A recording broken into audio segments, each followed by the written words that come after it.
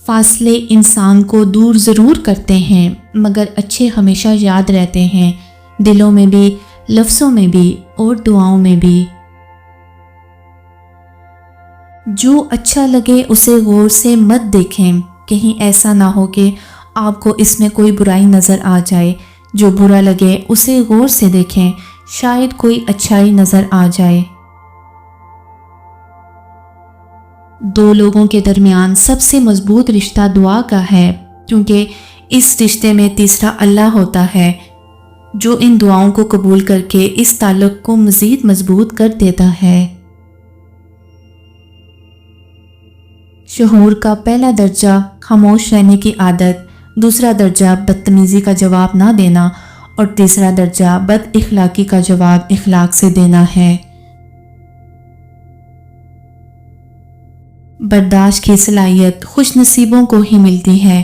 اخلاق کا حسن جس انسان میں آ جائے وہ خالق اور مخلوق دونوں کا محبوب بن جاتا ہے۔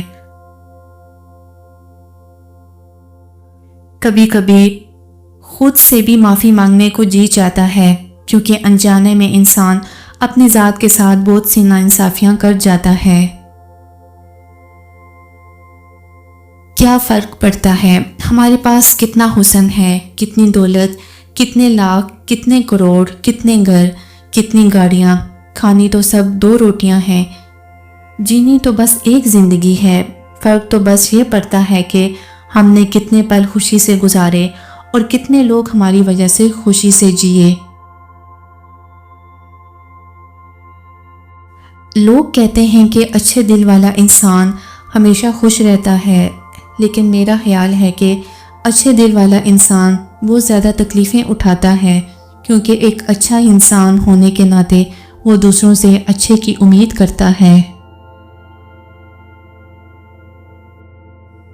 شیخ سعدی رحمۃ اللہ فرماتے ہیں کہ جب تم مجھ میں کوئی عیب دیکھو تو مجھ سے کہو، کسی اور سے نہیں، کیونکہ اس عیب کو مجھے ہی بدلنا ہے، کسی اور نے نہیں۔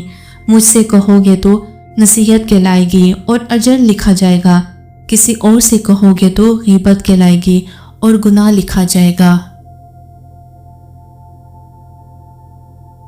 انسان بنیاد سے صحیح ہو تو برے ماحول میں بھی اچھائی ڈھونڈ نکالتا ہے، بنیاد ہی غلط ہو تو اچھے ماحول سے بھی کچھ نہیں لے پاتا۔